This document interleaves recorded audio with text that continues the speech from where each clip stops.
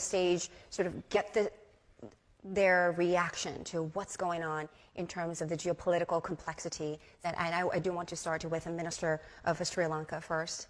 And when we go back to April 2nd, Rose Garden, tariff announcements here, was that a new wake-up call, or is this something that has been brewing, somehow challenging the Asian economic model of manufacturing here and exporting to the United States? Yeah, thank you very much, all panelists and all participants here.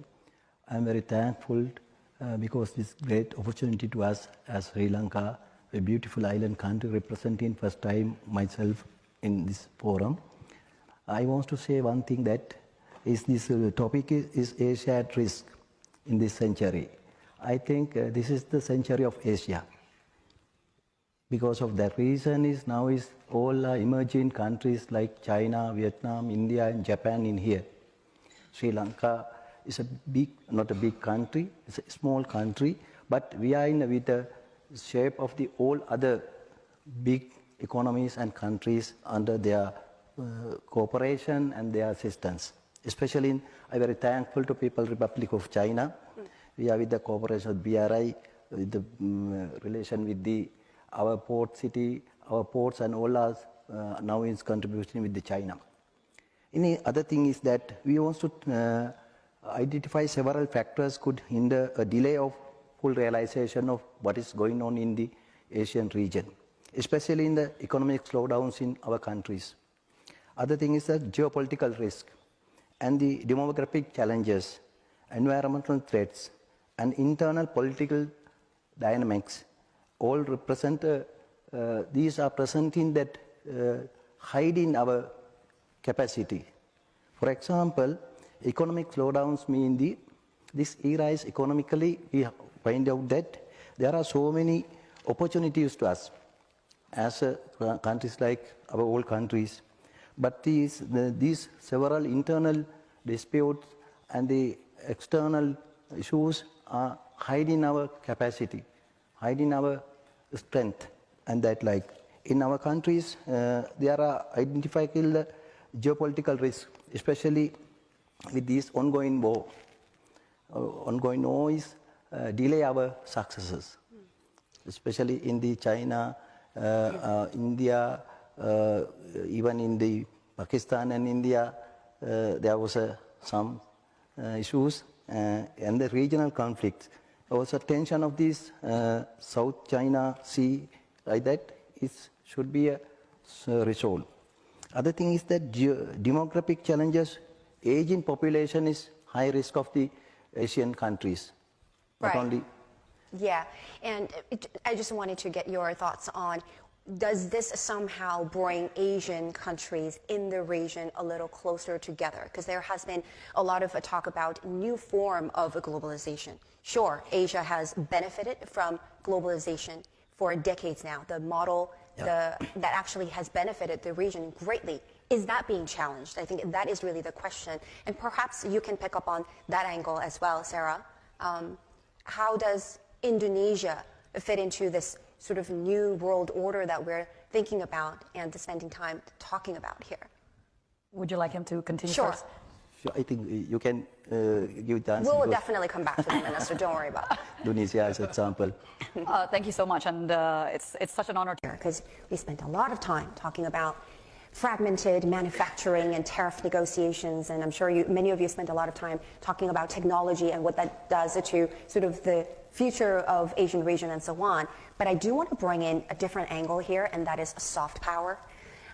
Minister Handunati, given the cultural heritage that Sri Lanka has, and I come from actually the world of K-pop, so very proud of that as well. But just walk us through what you think in terms of the importance of soft power, because that could actually bring in different level of understanding between different countries and different regions as well.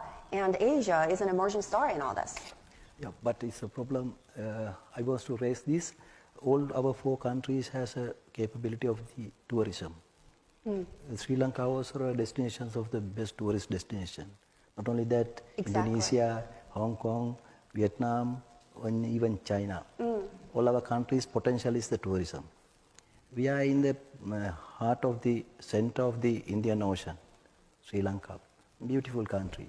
But there was so many problems, issues regarding the past few decades, drugs, human trafficking. Within all these are in the problems raised in the tourism. We are now facing with the problems like that. Okay, it's not for the distribution among through the Indian Ocean, all other areas also. Now we have to have a collaboration with all our countries to overcome these difficulties. All our countries are very beautiful countries because it's not like comparing with our other regions of the world, but we have a natural potential. Not only Sri Lanka, India, and other countries. But the problem is that, one thing is that, other thing is the migration of our workforce, mobility, from Asia to other regions. We are with the free education system. In Sri Lanka, totally the free education system. From level of the primary level up to graduation.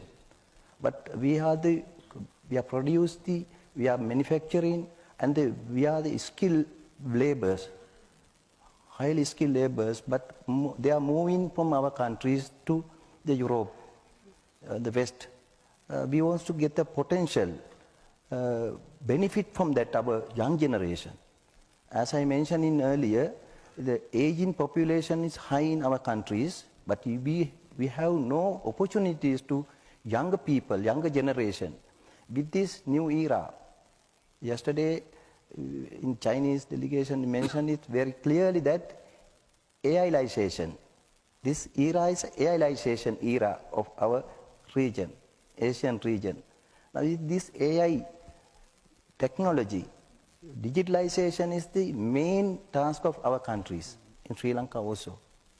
When with these potentials, if we have identified really with our people, benefit to the people.